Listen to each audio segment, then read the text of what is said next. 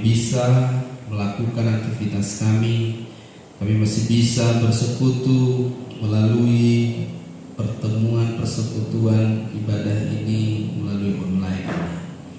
Terima kasih atas segala anugerah penyertaan-Mu.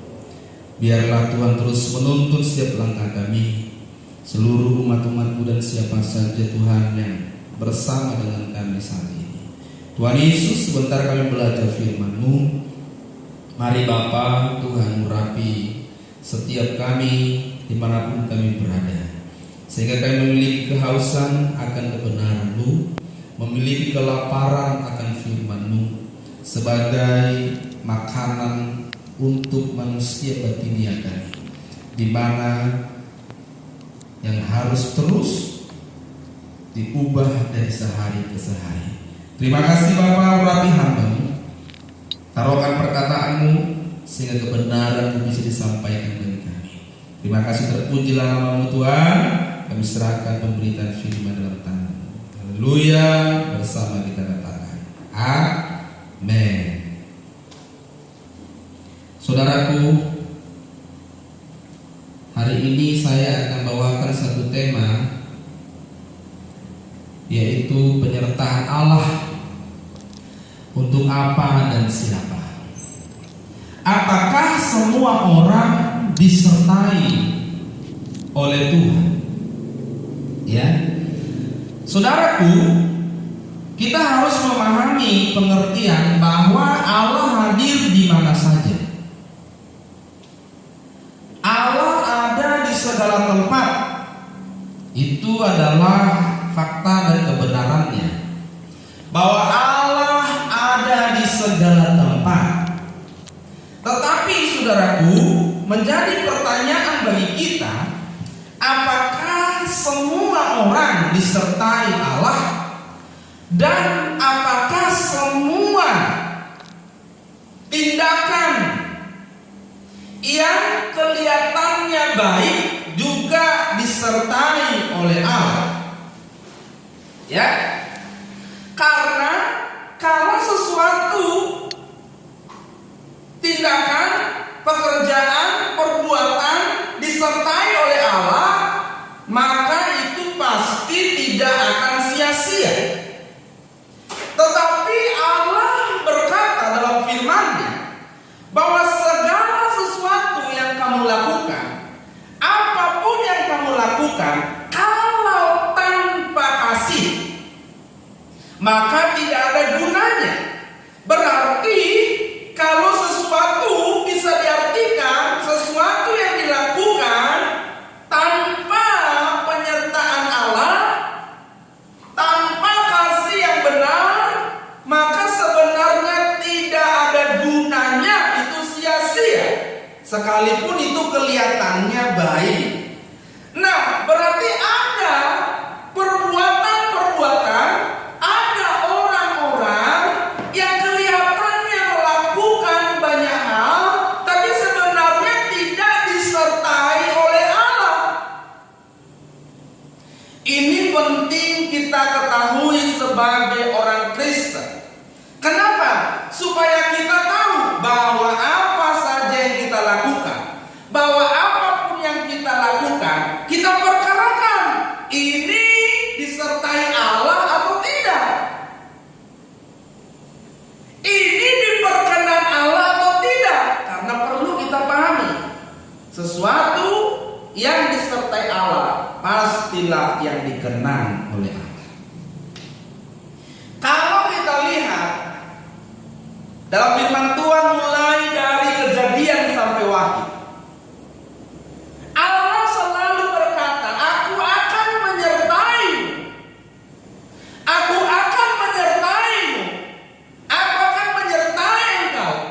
Itu kalau selalu berhubungan dengan pekerjaan dan karya Allah, kehendak Allah.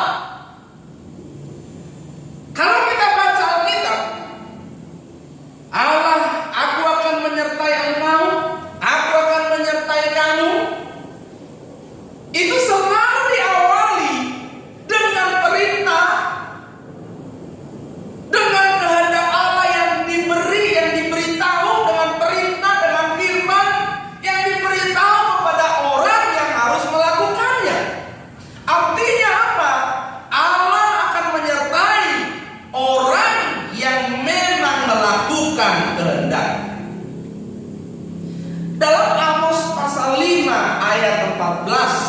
dikatakan, Amos pasal 5 ayat 15 dikatakan begini.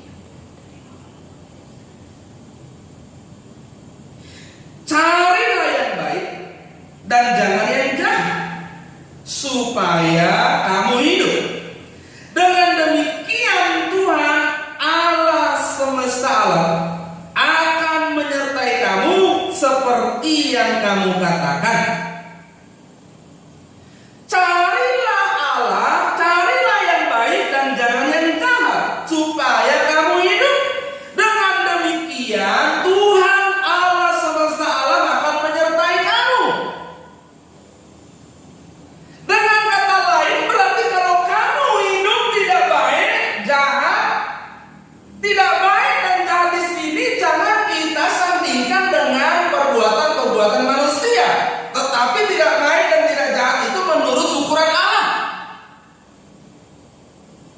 Kalau kita lihat ukuran Allah, ada banyak orang kelihatannya baik tapi sebenarnya jahat. Dan banyak orang tidak menyadari ini. Dia berpikir dia baik, tapi dia sebenarnya jahat. Karena punya motif-motif yang tidak benar dalam pikiran, dalam jiwa, dalam hatinya. Bahkan ada orang melakukan sesuatu kalau motivasinya nggak benar, dia jahat di mata Tuhan. Manusia itu memiliki hati yang licik kata firman Tuhan, dan tidak ada yang bisa mengetahuinya kecuali Tuhan. Makanya kita harus memiliki kesadaran bahwa Allah tahu memahami keadaan hati kita yang terdalam. Dengan begitu kita memeriksa hati kita, ini saya benar nggak nih motivasinya? Ini saya benar nggak niatnya? Carilah yang baik dan jangan yang jahat. Yang baik menurut Tuhan dan yang tidak jahat menurut Tuhan. Dengan demikian Tuhan akan menyertai kamu. Jadi saudaraku, kita harus memahami bahwa segala perkataan yang dikatakan oleh Tuhan bahwa aku menyertai kamu, itu selalu berhubungan dengan kehendak.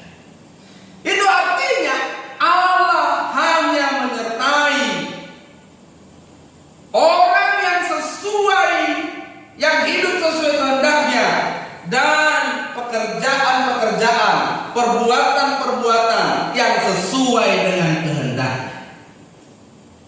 Allah hanya menyertai orang yang hidup sesuai kehendaknya, dan perbuatan-perbuatan, pekerjaan-pekerjaan yang sesuai kehendaknya. Allah tidak menyertai apa saja. Allah tidak menyertai apa yang tidak sesuai kehendaknya. Maka kita harus mengerti. Kan hari ini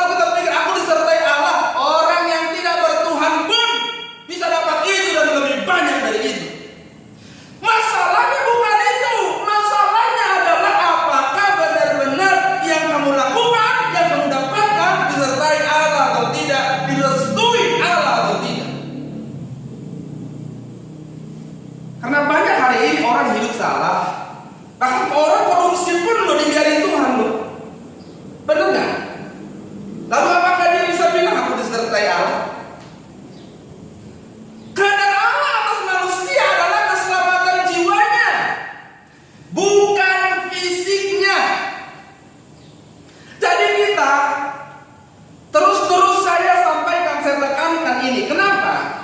Jangan mati-matian mempertahankan fisik ini, sementara keselamatan mempertahankan berjuang untuk keselamatan jiwa itu nggak maksimal. Jangan mati-matian untuk sembuh dari sakit A, sakit B, sakit C, sakit kanker, sakit apa lagi? Sakit COVID, tapi nggak lebih mati-matian sembuh dari sakit jiwa.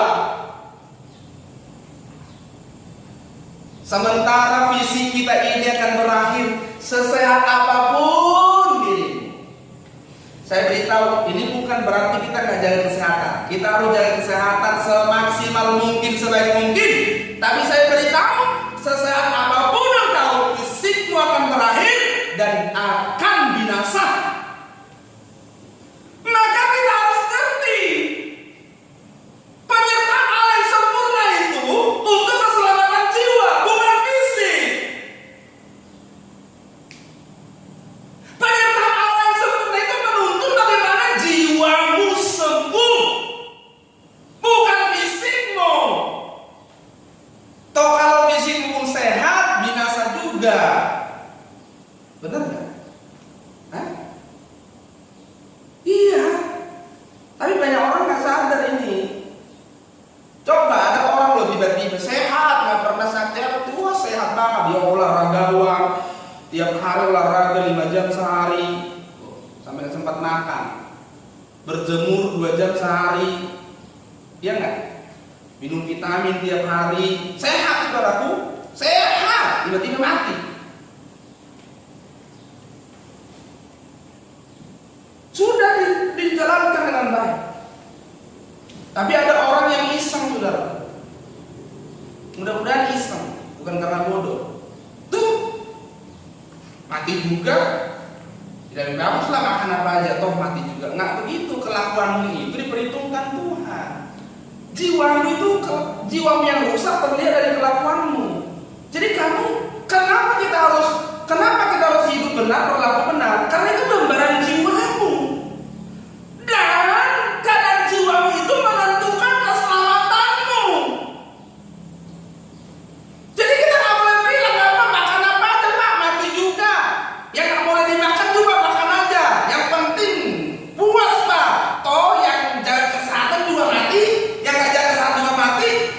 Kamu nggak ngerti kalau orang hidup sungguh-sungguh berjuang dengan benar, lalu dia mati, dia bisa hidup di kekekalan selamanya bersama Tuhan. Tapi kalau orang hidup sembrono sesuka hati, jiwamu rusak, jiwamu tidak mau diubah, kamu bisa di neraka selama-lamanya.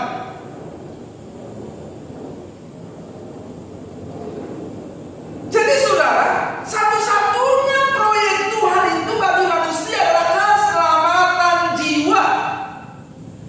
Tapi ada banyak orang hari ini tidak paham. Allah hanya menyertai setiap proyek yang mengarah kepada penyelamatan jiwa. Kenapa kita terus diperhadapkan dengan persoalan masalah? Karena jiwamu harus diubah, selera jiwamu harus diubah. Makanya diperhadapkan dengan persoalan. Iya toh? Makanya orang yang suka hidup sendiri itu, orang yang tidak suka bersosialisasi itu, dia akan kesulitan begitu berhadapan dengan orang lain. Lalu dia akan merasa berhadapan dengan orang lain itu masalah. Padahal bagi masalah bagi karakternya. Padahal Tuhan harusnya dia ngerti, oh iya, masalahku adalah saya kurang bisa berkomunikasi dengan baik. Makanya kau diperhadapkan dengan orang-orang supaya kau bisa berkomunikasi dengan baik.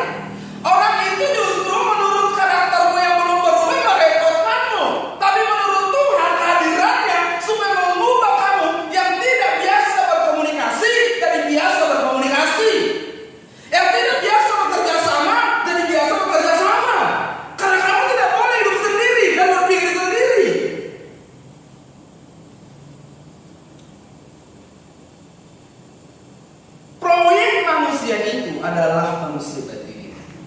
Makanya saudaraku, kita buka dulu di 2 Korintus 4 ayat 8. 2 Korintus 4 ayat 8. Coba.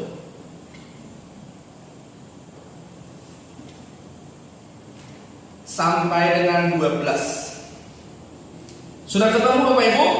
Ini penting supaya orang pikir kalau orang menderita itu disertai Allah atau bukan.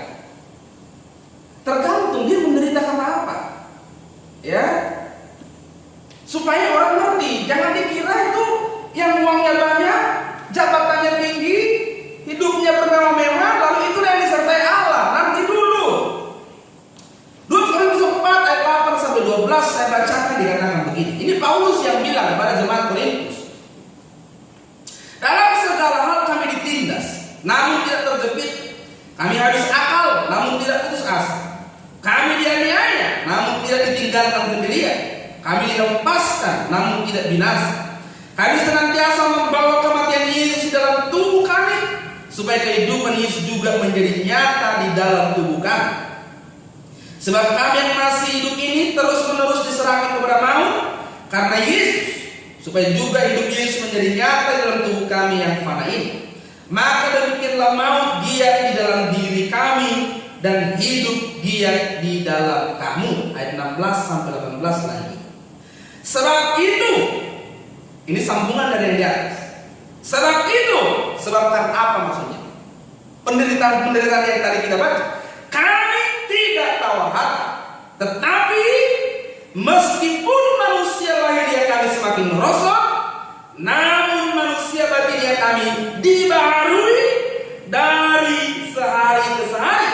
Sebab penderitaan ringan yang sekarang ini mengerjakan bagi kami kemuliaan kekal yang melebihi segala-galanya, jauh lebih besar daripada penderitaan kami. Sebab kami tidak memperhatikan yang kelihatan, melainkan yang tak kelihatan. Karena yang kelihatan adalah sementara, sedangkan yang tak kelihatan adalah kekal. Paulus begitu menyadari bahwa yang terpenting penyertaan Allah itu bukan ada di hal-hal fisik.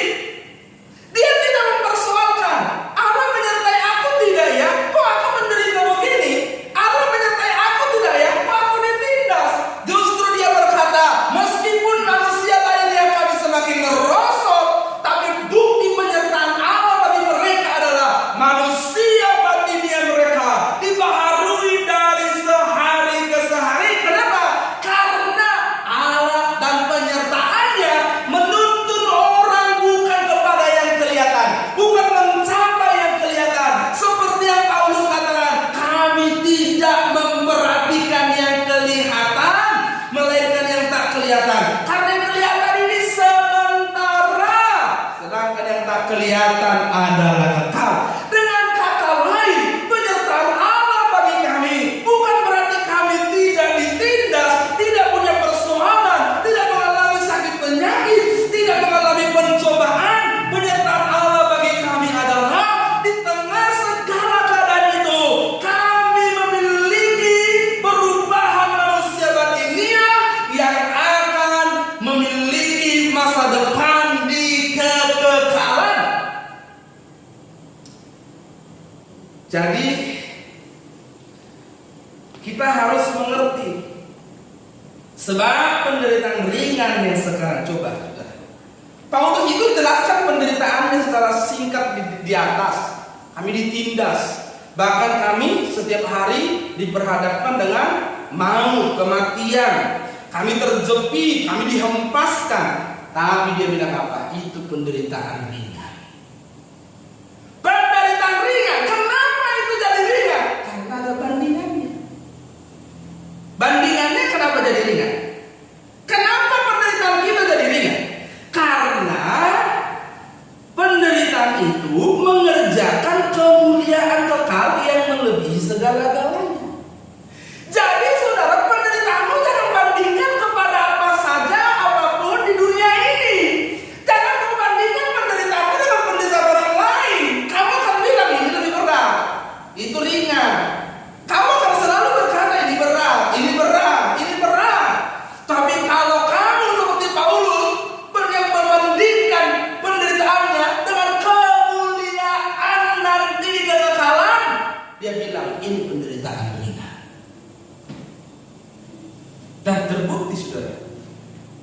bahwa penyertaan Allah bagi mereka bukan menghilangkan persoalan mereka.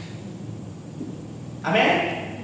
Tapi hari ini ada banyak orang bukti Allah menyertai, masalahnya hilang, penyakitnya lenyap, badai hidup berakhir. Penyertaan Allah bukan itu.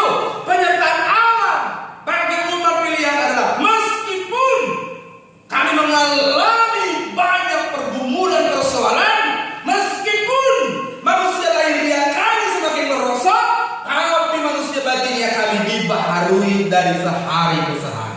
Apa sih maksudnya manusia batinnya dibaharui dari sehari ke sehari? Karakternya semakin diperbaharui, semakin hari lebih baik, semakin hari semakin baik, semakin hari semakin berubah, semakin hari semakin berubah.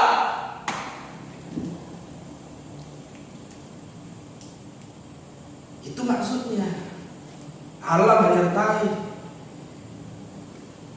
Ya, jangan berpikir, karena ada banyak orang berpikir salah begini. Dia kira kenyamanan dan fasilitas yang dimiliki ukuran atau bukti penyertaan Tuhan dalam hidup seseorang. No, kenyamanan dan fasilitas yang dimiliki seseorang bukan ukuran atau bukti bahwa Tuhan menyertainya. Tidak. Kalau ada orang berpikir begitu, itu salah. Kalau kamu merasa seperti itu, kamu perlu memahami kebenaran. Kalau orang makin punya di dunia, makin punya harta, harusnya dia makin gak nyaman. Kenapa? Karena makin banyak hal yang harus dikerjakan. Kenapa? Karena memang kamu dituntut sesuai dengan apa yang diberikan kepadamu. Jadi apa yang kamu miliki itu tidak memberi kenyamanan bagimu seharusnya. Kenapa? Karena memang semakin kamu punya banyak, semakin beratlah tanggung jawabmu. Semakin kamu memiliki banyak fasilitas dan apa saja, itu sebenarnya kalau kamu merasa itu jadi kenyamanan hidup, kamu salah. Hati-hati. Kamu bisa seperti orang kaya yang lupa akan kehidupan kekalnya, yang lupa bahwa hidup seseorang tidak tergantung pada kekayaan. Kan firman Tuhan berkata bahwa hidup seseorang tidak tergantung pada kekayaannya. Benar nggak? Lihat hari ini banyak faktanya. Loh, ada orang kaya betul loh, bukan kekurangan uang, tapi mati tidak bisa ditolong oleh hartanya. Jadi kenyamanan dan fasilitas hidup bisa saja tawaran dari setan dengan tujuan membuat kita terlena dengan dunia ini. Hati-hati, hati-hati nih, hati-hati. Makanya kita harus ingat, waktu iblis mencobai Tuhan Yesus, yang ditawarkan apa? Kenyamanan dan fasilitas dunia, halal duniawi. Makanya kalau orang ingin mencari kenyamanan dengan memiliki fasilitas-fasilitas dunia, dengan memiliki berkat-berkat di dunia ini, hati-hati dengan tipuan setan dengan tujuan supaya nyaman. Kenapa? Karena memang kalaupun kamu diberi kesempatan memiliki lebih banyak dari orang lain, itu justru bukan memberi kenyamanan, tetapi harus memberi tanggung jawab yang lebih. Ya, makanya saudara, kita tidak bisa mengukur diri kita dengan orang lain. Kita mengukur diri kita sesuai dengan apa yang kita percayakan, bukan dengan orang lain. Kalau dengan orang lain, sama seperti orang yang diberi 1 talenta, dia malah menguburnya. Waktu Tuhan minta pertanggungjawaban 1 talenta, dia nggak bisa beri. Ya, makanya kita harus hati-hati, hidup sungguh-sungguh. Ya, kamu mau sujud menyembahku, aku kasih semua itu, kemegahan dunia. Coba. Makanya dia kalau orang memiliki harta jabatan sudah punya segala, lalu merasa nyaman, aduh, kenyamanan dan fasilitas model begitu, ya, berkat yang model begitu bisa jadi kutuk bagi. 1 Korintus 16 ayat 22. 1 Korintus 16 ayat 22. Apa sih kutuk itu? Jadi kutuk, kalau selama ini kan kita pikir ada kutuk kemiskinan, kan ya? Ada kutuk apa lagi? Ada kutuk berat jodoh. Ada kutuk apa lagi? Ada kutuk, kutuk semua sudah ditanggung di Yerusalem. Kutuk yang paling mengerikan ini satu. 1 Korintus 16 ayat 22. Dikatakan begini. Siapa yang tidak mengasihi Tuhan, apa? Terkutuklah. Ini kutuk yang mengerikan.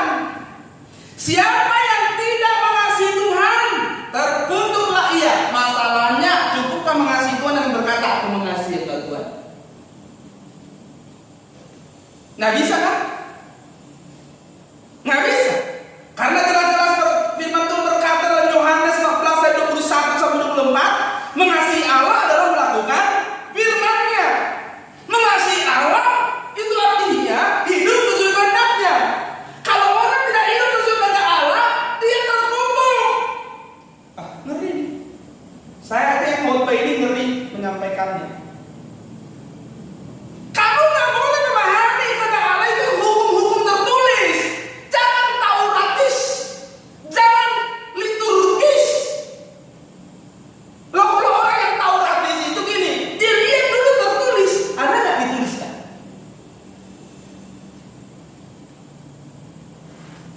Iya kan? Ada nggak?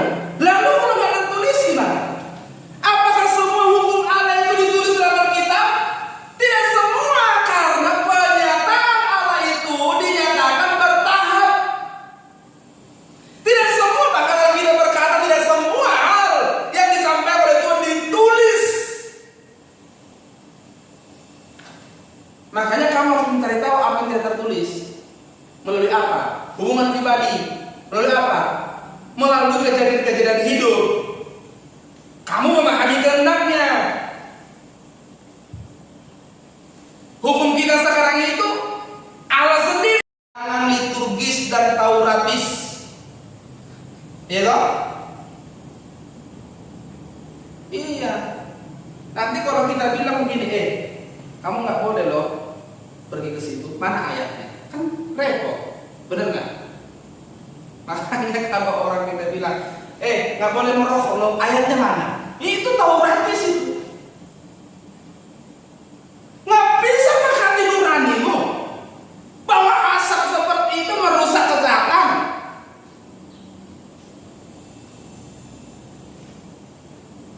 Waktu kamu mendalami hubungan dengan Allah, kamu tahu, walaupun tidak ada tertulis, kamu tahu ini nggak boleh. Oh, bagi dia boleh, bagi saya nggak boleh. Makanya jangan tauratis, liturgis, katwis. Tahu katwis? Orang-orang yang biasa liturgis itu dia pokoknya kakus. Ya, pokoknya kakus. Makanya salah satu perbedaan Tuhan Yesus dengan ahli Taurat itu apa? Bukan soal pengerti, bukan soal pokok ajaran Taurat itu yang berbeda, tapi cara menafsirkannya yang berbeda. Ahli Taurat orang Farisi itu kaku, tapi Yesus itu dinamis. Dia menyampaikan, menafsirkan perjanjian lama itu sesuai dengan kebutuhan kebenaran orang pada zamannya. Ya, kalau semua hukum Allah sudah ditulis di Alkitab, nggak perlu Roh Kudus, benar nggak? Perlu nggak Roh Kudus? Alkitab saja baca. Kenapa perlu Roh Kudus? Menuntun kepada seluruh kebenaran. Berarti ada hal-hal yang tidak dituliskan, apalagi itu berhubungan dengan pribadimu, berhubungan dengan secara spesifik dengan dirimu sendiri.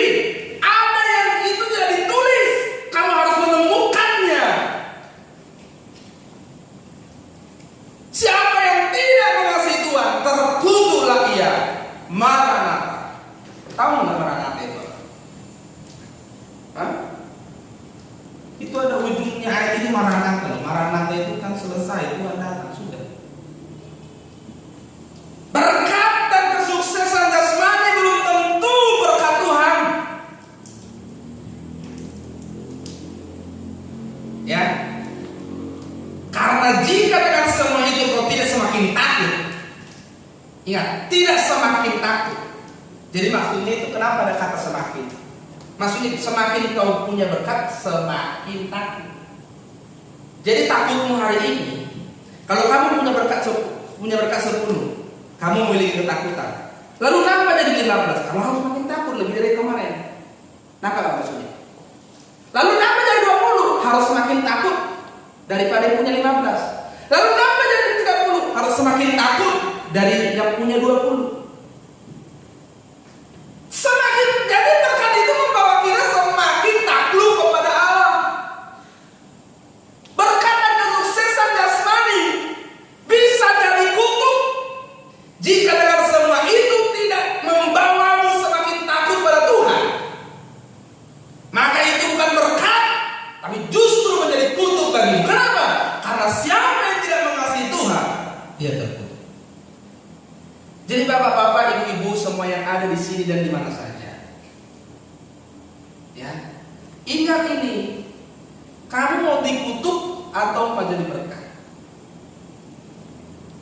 Kalau saya ditanya seperti Paulus, saya memilih Kristus, ya. Makanya kau jangan bergantung sama orang lain. Ikut Tuhan itu jangan bergantung sama orang lain. Lakukan, dalami, pasang hati nuranimu dengan antenanya sebanyak-banyak supaya kamu paham. Ini ada niat pribadi, ada sentimen pribadi dengan apa yang kau lakukan, atau murni hanya untuk Tuhan. Ini saya mengasihi suami karena memang karena apa? Ada motivasi lain atau karena Tuhan? Saya mengasihi istri, ada motivasi lain karena atau karena Tuhan? Saudara-saudara saya, teman-teman saya, sekeliling saya, ada motivasi pribadi, ada agenda pribadi, ada sentimen pribadi, atau memang karena Tuhan? Berkat dan kesuksesan belum tentu jadi berkat bagimu, bisa jadi kutuk kalau itu tidak membawa semakin dekat sama Tuhan. Contohnya gimana, Pak? Lihat aja tuh. Kalau kau punya berkat, lalu kau merasa nyaman, kau tidak semakin memikirkan bagaimana berkat itu berdampak untuk pekerjaan Tuhan. Kalau kamu semakin diberkati, lalu kau tidak merasa semakin nyaman, lalu makin banyak, makin nyaman. Itu contohnya. Justru kamu tidak memikirkan bagaimana berkatmu yang semakin banyak itu semakin bermanfaat untuk pekerjaan Tuhan. Semakin ada banyak orang yang bisa merasakan dampak dari berkatmu. Kau diberkati waktu dikumpul-kumpulin, itu bukan milikmu. Bapak, Ibu, itu bukan milikmu, ingat. Itu kau dikasih, yang punya talent, yang punya harta lagi pergi, nanti datang. Kan begitu. Jadi jangan merasa milikmu, tanya yang punya. Ini kugunakan untuk apa? Kuberi untuk siapa? Jangan salah. Kenapa kita penting memiliki hati yang murni? Supaya kebaikan kita itu jangan salah tempat. Kalau salah tempat, berarti kamu kurang memahami kehendak Allah. Jadi berkat itu bisa jadi kutuk bagimu jika oleh karena berkat itu engkau tidak semakin mengasihi Tuhan. Ingat, mengasihi Allah itu apa? Melakukan firman. Benar kan? Nanti Bapak Ibu bilang, masa sih Pak? Ya, kita buka dah. Yohanes 14 ayat 21 sampai 24. Dikatakan begini. Yohanes 14 ayat 21 sampai 24. Barang siapa memegang perintah dan melakukannya, dialah yang mengasihi aku. Dan barang siapa mengasihi aku, ia akan dikasihi oleh Bapa. Dan aku pun akan mengasihi dia dan akan menyatakan diriku kepadanya. Ayatnya yang ke-22. Yudas yang mulai sekarang berkata kepada Tuhan, apakah sebabnya engkau berhendak menyatakan dirimu kepada kami dan bukan kepada dunia? Jawab Yesus, jika seorang mengasihi aku, ia akan menuruti firman, dan Bapa akan mengasihi dia, dan kami akan datang kepadanya dan dia bersama-sama dengan dia. Barang siapa tidak mengasihi aku, ia tidak menuruti firman, dan firman yang kamu dengar itu bukanlah daripada, melainkan dari Bapa yang mengutus aku. Jadi aku menyertai orang yang melakukan firman. Aku menyertai orang, aku ada di dalam orang, menyertai orang yang melakukan firman, yang hidup sesuai kehendak. Lalu apakah orang yang hidup sesuai kehendaknya terlihat dari hal-hal fisiknya? Enggak. Kasih Allah membawa orang sampai di surga, bukan kemenangan fisik di bumi. Maksudnya apa? Saya ulang.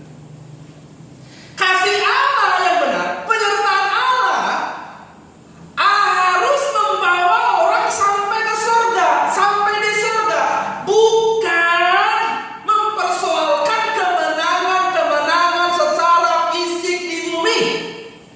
Jadi bukti penyertaan Allah bukan berkat di dunia ini, tapi di kekekalan. Jadi penyertaan Allah ini urusannya kehidupan kamu.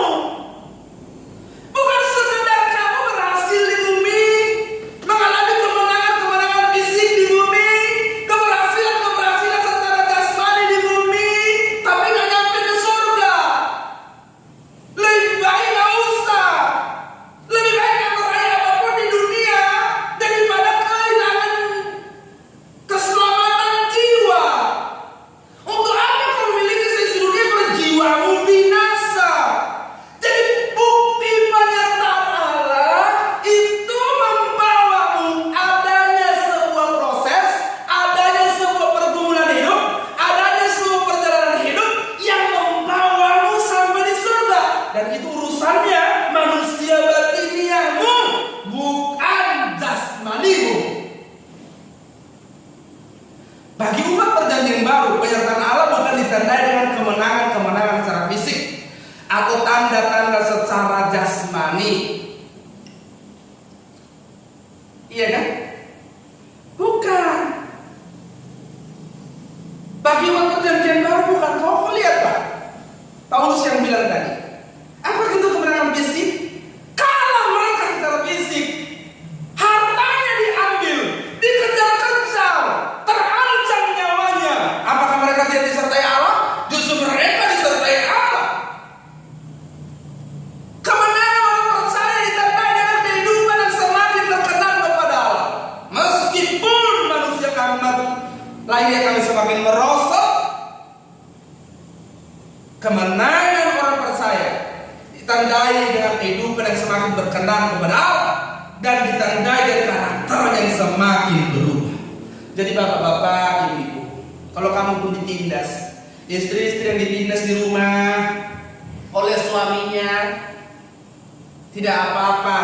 Mungkin kau terlihat kalah, hancurkanlah egomu. Yang penting karaktermu berubah. Amin.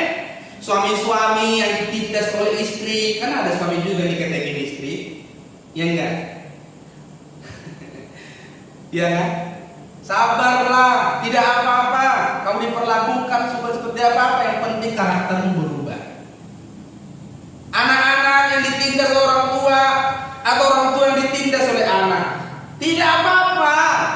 Lupa, emang ada Pak orang tua ditindas anak? Ada banyak.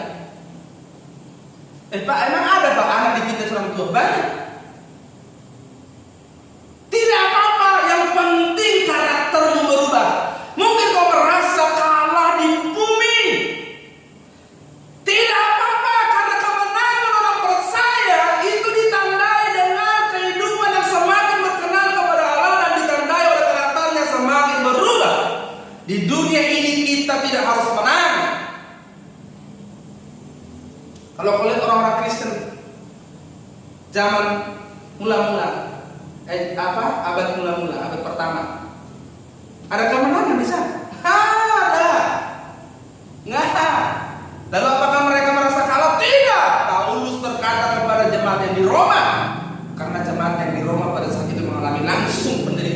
penganiayaan dan pembunuhan ini, dia berkata, apa yang Paulus katakan kepada jemaat di Roma? Kita adalah orang-orang yang menang, bahkan lebih dari pemenang. Bukan karena mereka menang tender, coy. Bukan karena mereka dapat beasiswa, bukan karena mereka dapat gaji besar, dapat promosi, enggak. Paulus bilang kita adalah orang-orang yang menang, bahkan lebih dari pemenang, bukan karena mereka dapat jabatan, dapat promosi, dapat berkah, dapat rumah, dapat deposito, dapat amplop. Bukan. Tapi Paulus bicara itu lagi mereka ditindas, dibunuh, mengalami penderitaan yang berat. Paulus bilang kita adalah orang-orang menang. Kenapa Paulus bilang bahkan lebih dari pemenang? Kenapa Paulus bilang begitu? Di sini kita bisa kalah, terlihat kalah, mengalami hinaan, dirugikan, dipermainkan, difitnah, disakiti, dan lain-lain. Tapi kalau karena semua itu karakter kita semakin berubah menjadi seperti Kristus, justru disitulah kemenangan kita. Amin. Itulah kemenanganmu. Paulus bilang kita boleh kalah di sini, kita boleh terlihat dianiaya, dihina, dicaci, difitnah, disakiti, bahkan dibunuh. Kita boleh mengalami ketidakadilan di sini, tidak apa-apa. Tetapi kemenangan kita adalah perubahan karakter kita semakin seperti Kristus. Maka Paulus berkata, kita adalah orang-orang menang, bahkan lebih daripada pemenang. Makanya kalau kita nyanyi lagu lebih dari pemenang, harus tahu itu maksudnya, konteksnya apa. Ya enggak? Jangan kau pikirkan lebih dari pemenang, ya kau pikirkan itu berkat-berkat jasmani. Enggak.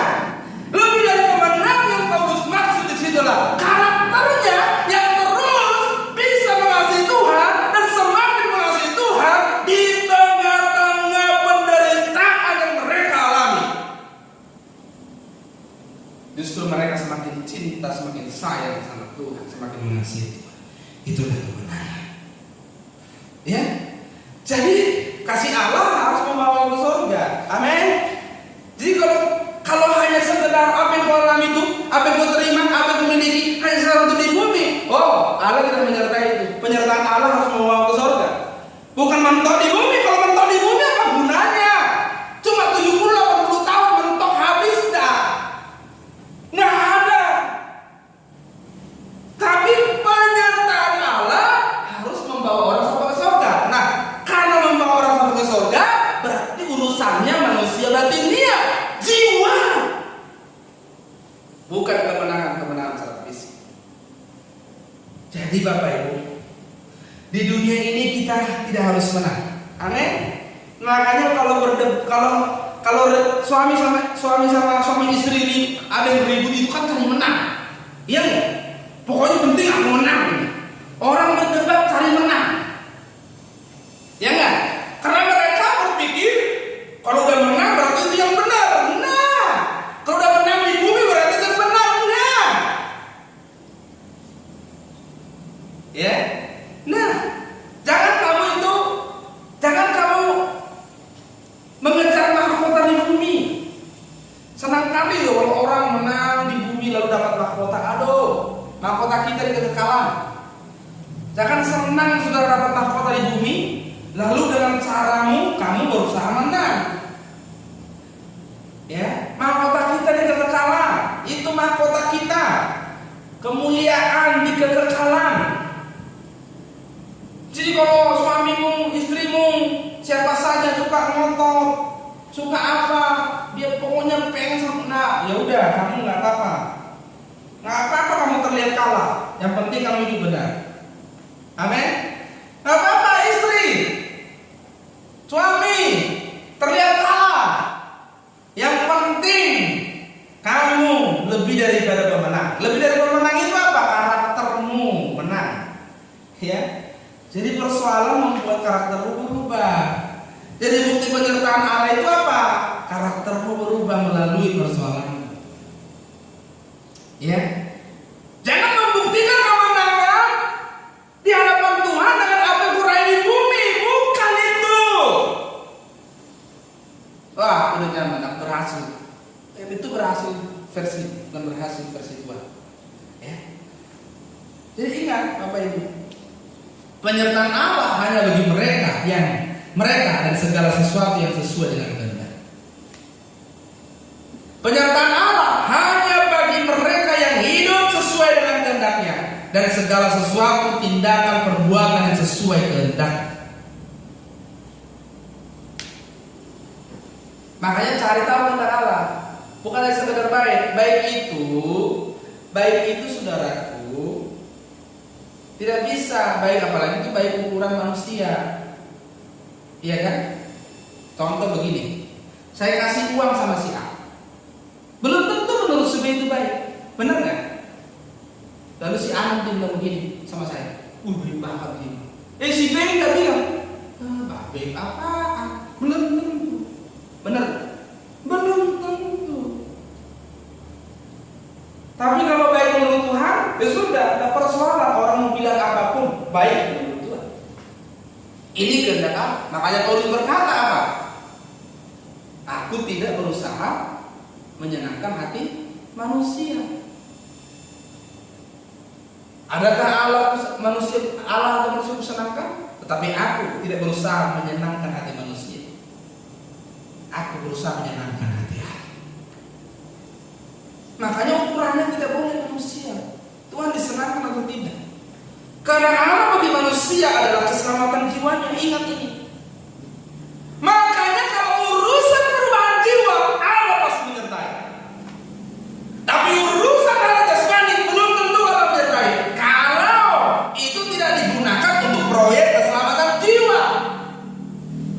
Kalau itu untuk kenyamanan hidup, kalau itu untuk kebanggaan hidup, kalau itu untuk harga diri, kehormatan, wah itu kenyamanan, kamu membangun kenyamananmu sendiri. Semua yang kau miliki itu harus digunakan untuk proyeknya Tuhan, yaitu keselamatan jiwa. Itu artinya proyek Allah bagi manusia adalah batiniahnya, bukan fisiknya. Itu artinya kemenangan yang benar adalah perubahan manusia batiniahnya, bukan manusia jasmaninya. Jadi bukan mobilnya bertambah, rumahnya bertambah, bajunya bertambah, cincinnya bertambah, fisiknya semakin berkilau-kilauan. Bukan itu. Fisik ini akan berakhir, batin dialah yang menentukan hidup di kekekalan. Makanya jangan salah Bapak Ibu. Penyertaan Allah itu ada di situ. Ya. Jangan begini. Tuhan aku mau ini sertai ya. Tuhan aku mau begitu sertai ya. Tuhan aku mau buat ini sertai ya. Kamu harus sekali tahu. Ini karena Allah bukan atas diriku. Ini dikenan Allah atau tidak? Kalau dikenan Allah pasti disertai.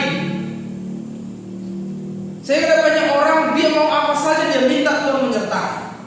Dia mau bikin apa saja dia minta Tuhan menyertai. Dia tidak mempersoalkan Tuhan berkenan atau tidak. Ya. Tapi ini baik Pak. Baik menurutmu. Menurut Tuhan, jangan-jangan gara-gara itu kau bisa sombong. Jangan-jangan gara-gara itu kamu membangun kerajaanmu, membangun harga dirimu, kehormatanmu sendiri. Tidak boleh. Kita tidak boleh punya kehormatan sendiri. Kehormatan kita hanya Tuhan. Kalau orang sudah mulai mau kehormatannya, membangun harga dirinya, aduh salah itu. Kita menjadi setan, membangun kerajaan sendiri. Kehormatan Tuhan yang kita junjung. Makanya firman berkata, beritakan kematiannya sampai ia datang. Berarti kehormatan Tuhan yang kita junjung dimanapun kita berada. Jangan merasa kalah ketika kita tidak menerima mengalami keadaan baik di dunia ini secara fisik. Aduh. Dan merasa Tuhan tidak menyertai. Tetapi kalau karena kesalahanmu, ya bertobat. Kalau oleh karena semua itu, jadi jangan merasa kalah ketika kita tidak menerima mengalami keadaan baik menurut